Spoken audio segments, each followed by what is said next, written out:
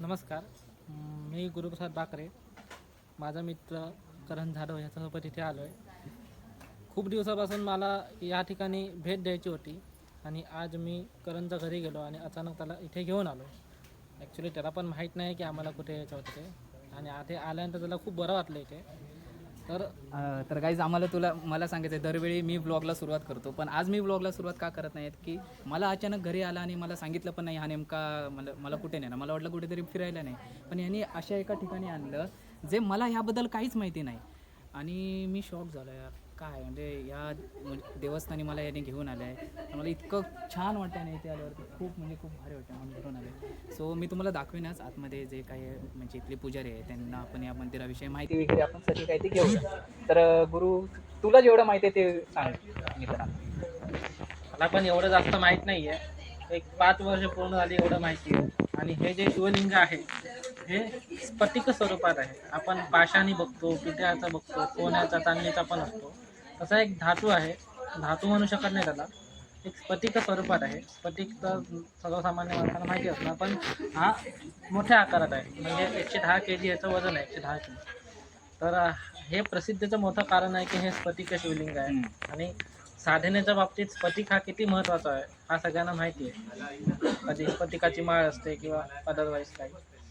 आणि सगळ्यात मोठी गोष्ट म्हणजे हे कुडाळचं जवळ आहे किंवा आपल्या आसपास सिंधुदुर्गात आज हे ठिकाण आहे, पण जास्त लोकांना हे माहीत नाही. म्हणजे नेमकं कोणाला, बरेच जणांना माहिती नाही. म्हणजे जी कोकणातली जी देवस्थान आहेत, मूळ देवस्थान आहे, ती कोणालाच माहिती नाही. तर अचानक ह्याला कुठून काय कळलं काय मला पण नाही, पण खरंच गाईज तुम्ही हा ब्लॉग जर बघाल ना तर तुम्ही दर्शन पण त्या आणि तुम्ही जर इथे याल, मी तुम्हाला मनापासून सांगतो, तुम्हाला खरंच खूप भरून आणि शांतपणा इथे वाटेल खूप जास्त. आणि इथलं वातावरण खूपच चांगलं आहे, पॉझिटिव्ह वातावरण आहे. हे मालवणमध्ये शुक्रवारमध्ये हे मंदिर आहे. तर आता आपण हे सगळं मंदिर बघूया आणि पुजाऱ्यांना भेटूया. मालवण तालुक्यातील कट्टा नजीकच्या सुकळवाडी उर्फ सावरवाड येथे असलेले शिवमंदिर हे स्फटिक शिवलिंग मंदिर म्हणून प्रसिद्ध आहे. या मंदिराची काही खास गोष्टी सांगायला गेल्यात तर या मंदिराचे सर्वात मोठे आकर्षण म्हणजे येथे असलेले शिवलिंग. हे शिवलिंग हिमालयातून आणलेल्या नैसर्गिक स्फटिकापासून बनवलेले असून ते भारतातील सर्वात मोठ्या वायव्य स्फटिक शिवलिंगांपैकी एक मानले जाते. स्फटिक शिवलिंगाची पूजा करणे अत्यंत पवित्र मानले जाते. येथील शांत आणि मंगल वातावरण भाविकांना मनशांती देते. हे मंदिर परिसरातील एक महत्त्वाचे जागृत देवस्थान म्हणून ओळखले जाते. हे मंदिर आधुनिक असून अतिशय सुबकपणे बांधले आहे. मंदिराचा परिसर स्वच्छ आणि निसर्गरम्य आहे, जो पर्यटकांना आणि भाविकांना आकर्षण करतो.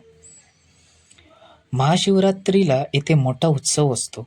या दिवशी शिवलिंगाचे दर्शन घेण्यासाठी सिंधुदुर्गातूनच नव्हे तर बाहेरून भाविकांना मोठ्या संख्येने येतात. श्रावण महिन्यात दर सोमवारी येथे विशेष पूजा आणि अभिषेक आयोजित केले जातात. येथे पोचण्याचा मार्ग म्हणजे ठिकाण सुकळवाडी, कट्टा, तालुका मालवण, जिल्हा सिंधुदुर्ग.